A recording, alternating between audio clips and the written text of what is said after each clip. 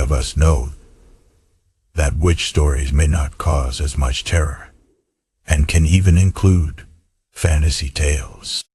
The truth is that for a large percentage of this community, these experiences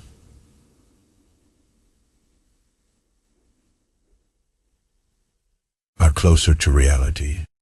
Almost all of us have heard a story about women running across rooftops with fireball or descending from mountains after rituals we shouldn't have stumbled upon, or even encountering something strange thrown into the garden of someone we know.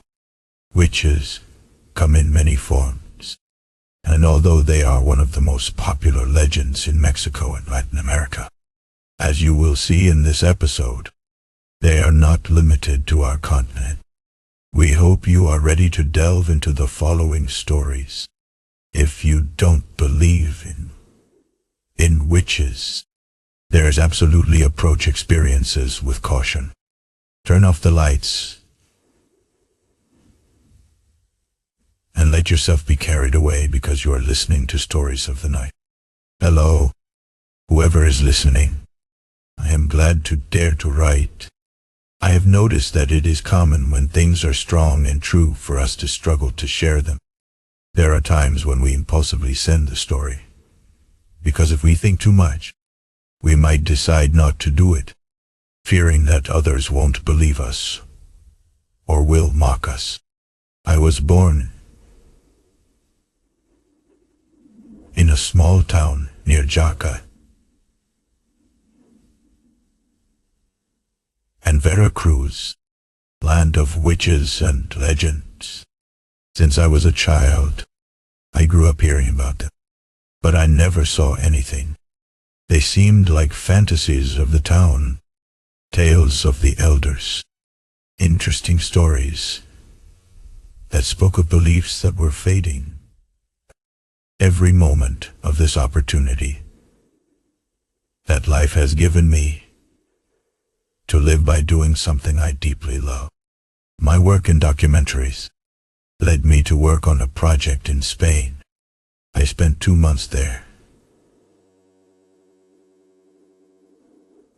And when it ended, I took the chance to travel around the country by train, staying mostly in hostels. Later, I crossed France and returned to Mexico from Paris on the most economical flight I could find. Of course, I made the most of each stop to take many photos and explore places, even the most remote streets of each city and town. That has always been what I enjoy the most, feeling like I'm discovering a secret place where I shouldn't be. In Spain, I had a great time. Upon entering Catalonia, I enjoyed the photographs I took like never. It was very unusual to see a few strangers on the way to your light, so I decided to stop at a small bus station. There was nothing to see around, but I imagined that there must be a village nearby. I followed the people who got off there, and as friendly as I tried to be, they looked at me with suspicion. So I decided to let them go ahead and followed them from a distance. As I walked, I realized that wherever I was heading was not a touristy place. After a few minutes, I noticed a cluster of houses in the distance, no more than 40, in a clearing surrounded by forests and mountains. I took some photos as it started to get dark. I decided to approach to take a few more within the village. From afar, the people seemed friendly and cheerful, so I thought maybe they could be welcoming to an outsider. In quietness enveloped me as I exchanged greetings, but deep down, I felt they were searching for any excuse to react aggressively. I tried to convince myself that it was the camera that made them uneasy. So I put it away and headed towards the exit, a feeling urging me to reach the road as soon as possible. As I started down the path, I heard footsteps behind me. I quickened my pace, aiming to reach a small bend in the road. Upon reaching it, I slipped into the trees, attempting to lose my pursuer. Yet, I heard the footsteps approaching once more. This time also coming from within the trees. I decided to turn around to see who it was. There was no way to hear better or clarify things. If I ran, there was no chance of making it to the road. 3 little girls emerged from the trees. Around 6, 7, I realized the danger I was in. What would happen if those people who already seemed hostile found me there in the middle of the forest alone with 3 girls? Finally, on the road, my sense of direction had not failed me. The mountains were growing, very different from the ones before. However, I am also a nature person. When I finally reached the road, I noticed a boy waiting there. I knew then that I could stay safe with him until the next transport passed. He kept looking towards those trees from which I had just emerged. At first, I thought he was looking at me, surprised that I had come out from there. But then I realized he was looking past me at something else. As we observed each other, among the trees, there were 3 elderly ladies instead of the girls who had followed me. These were 3 very old women, but standing completely upright, towering over us. They smiled and waved goodbye with their hands. Their piercing blue eyes locked onto me when I didn't realize she was also watching them. We exchanged a couple of minutes and moving forward. Witches. I heard a voice to my right. I turned yesterday at a man speaking Spanish. That's what the old witches told you. Smiling was the only thing that came to mind. Then I fell asleep. I slept deeply until your light. The man speaking Spanish woke me up. I woke up somewhat startled because I had dreamt of those women. I dreamt that the truck filled with clothes among the trees, feeling like they knew where I was. Even as I walked towards the hostel, I felt watched as if someone walked a few meters behind me. So I was able to talk days later with people I met in the area. For the first time in the trip, I was in a place where I shouldn't have been, and I was very lucky. Not many people can say on the other side of the world. I had preferred to see them face to face, never having seen them, never having lived. Blessed by my ignorance, thinking that witches only dwell in tales and stories to scare children. Good evening, RDL community. It took me a long time to decide whether to share your story, as long as it is a step forward for one reason or another. It would slip away as if I shouldn't share it. But I don't want you to think it's completely paranormal. I'm not saying that. They could simply be oversights. At the moment, I can't tell you my name. Why, where I live now, I'm not known. The town where the story happened and continues to happen it's a much bigger story than me, much bigger than my family, who still lives there. even bigger than the entire town. Around the year 1857, a tale was told of a woman arriving on the outskirts of the village with her 2 daughters. Several townspeople approached to assist her, as she was alone, without belongings or food.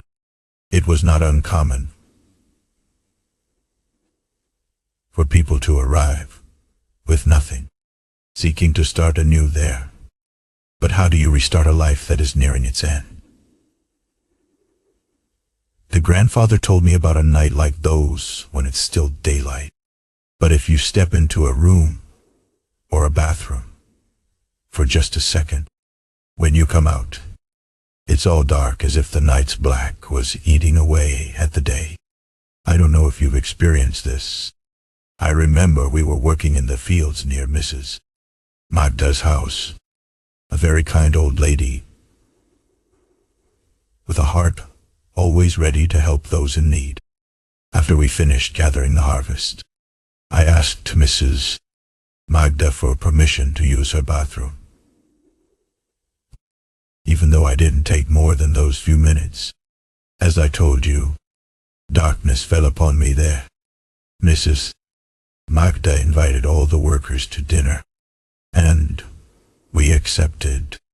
I didn't have a penny in my pocket, and being able to save a meal meant a lot. Besides, it was well known that Mrs. Magda cooked deliciously. No owl signed their presence in the tall trees that decorated that one road, connecting the village with mine out of nowhere. I began to hear a faint whistle, almost imperceptible. I wouldn't have heard it if not for the eerie silence that reigned that night. I walked faster, and even though I heard it perfectly behind me, the more I advanced, the faster I walked, the clearer that sound became, as if it were getting closer each time, said Grandpa. And suddenly, in a second, I noticed on the road something. A woman dressed in black, but like a common townswoman. However,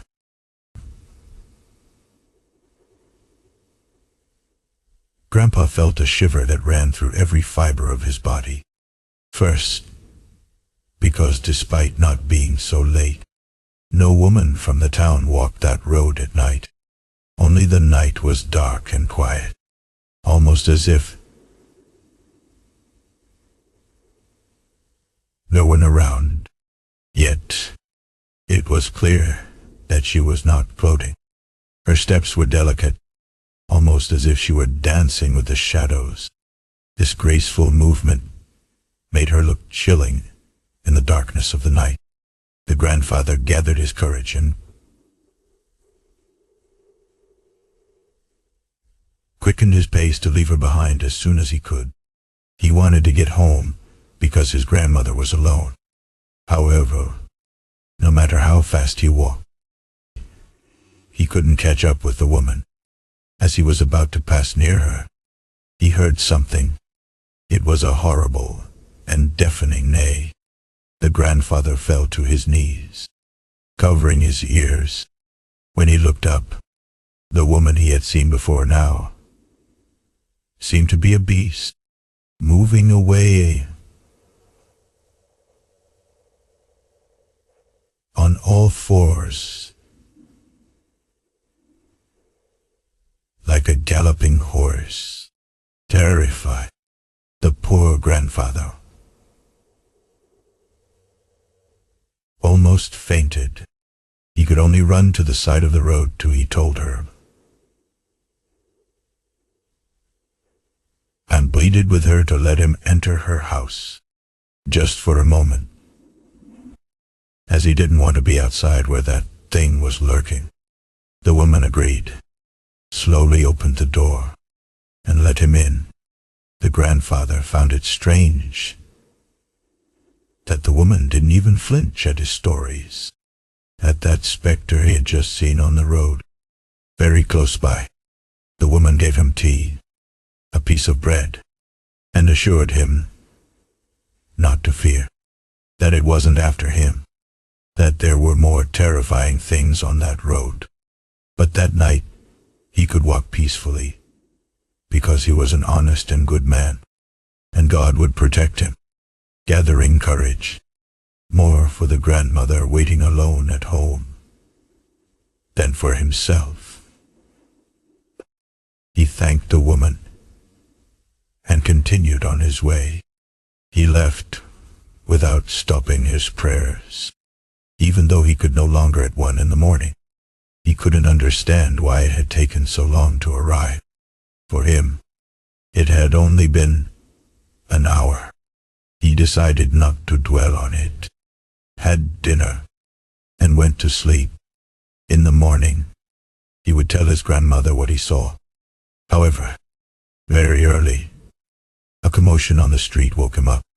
Julian, a man known for being very drunk in the village, had been found dead outside his house, his mouth completely and dislocated, his eyes almost popping out of their sockets, his entire face deformed, as if he had died of terror.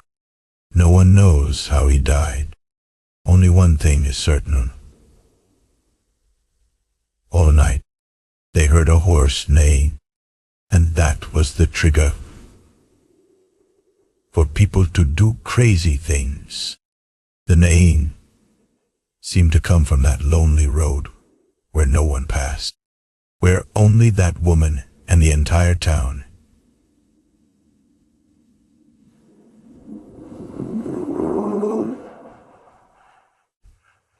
headed towards their home. The atrocities committed against that woman and her daughters are unspeakable. It was not an accident, nor were they specters, just ignorant people who ended the lives of innocent people. Ignorance, my child, ignorance and fear can drive people to commit terrible acts. My grandfather used to tell me, always with tears in his eyes when he remembered. His last memory of that woman was that she had allowed him to seek shelter in her home. There was peace in the town, but only temporarily. Months later, people began to disappear, never to be found again. First adults, then children. Many children, all trapped in solitude.